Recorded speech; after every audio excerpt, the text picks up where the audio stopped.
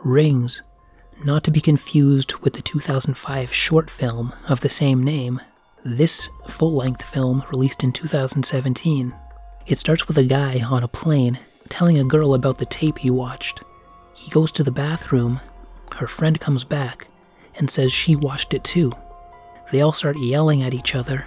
Samara shows up, and the plane goes down. 2 years later, his VCR is up for sale at the flea market, and the buyer finds and watches the tape. Cut to a young couple, Julia and Holt, separating as Holt is heading to college. After a while, she has trouble reaching him after a guy's night out. She has a nightmare and gets a frantic video call from a girl called Sky, whose face is distorted, like anyone in a picture who watched Samara's video. She's one of Holt's classmates. Julia travels to the college looking for Holt, and everyone basically tells her to get lost, including the professor, Gabriel, who bought that VCR and watched the tape. She follows the professor to an elevator and uses a key she conveniently finds in Holt's room to access a secret floor. Gabriel is conducting an experiment on the afterlife, with the entire floor dedicated to researching the effects of the Ring tape, which has been digitized and copied as a video file. Julia runs into Sky, who tries getting her to watch her copy before her time runs out. Julia picks up Sky's phone when Holt is messaging her. He tells Julia not to watch, and Samara gets Sky. Julia runs into Holt, and we learn he watched the video. He calls Gabriel to see if he has a tail to watch his copy. Gabriel says everyone dropped out after hearing about Sky, but he'll get someone. Julia decides to watch it on Holt's laptop when he's sleeping. How chivalrous of her. Now Samara uses Julia to uncover a new mystery. As the first Ring movie dealt with the story of her adoptive parents, the second with her birth mother, and now in this movie, her father and burial site, with a new Ring video manifesting the clues they need to follow. When they get to the town, it's more of the same. More clue gathering and detective work.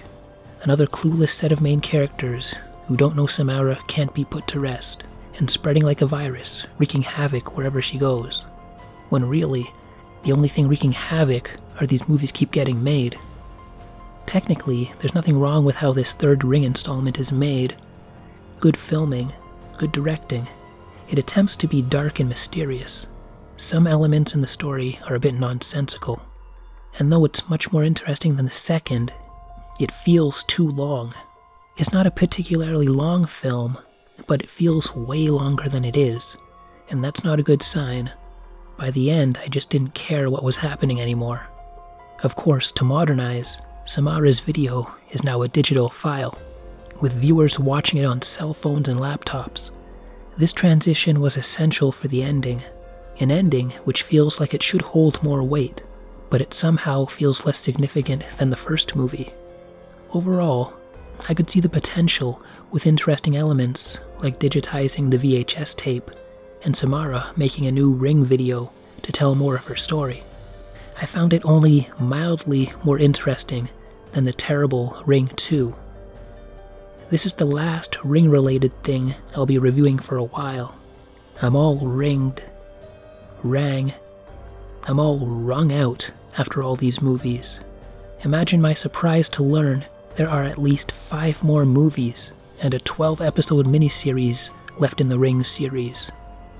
Oh, forget about it.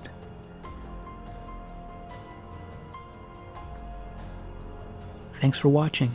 Consider donating through PayPal, or buy me a cup of coffee so I can stay awake long enough to make these things. And of course, help a brother out by hitting like or dislike, subscribing and commenting, all that good stuff. And with that, take care, and good night.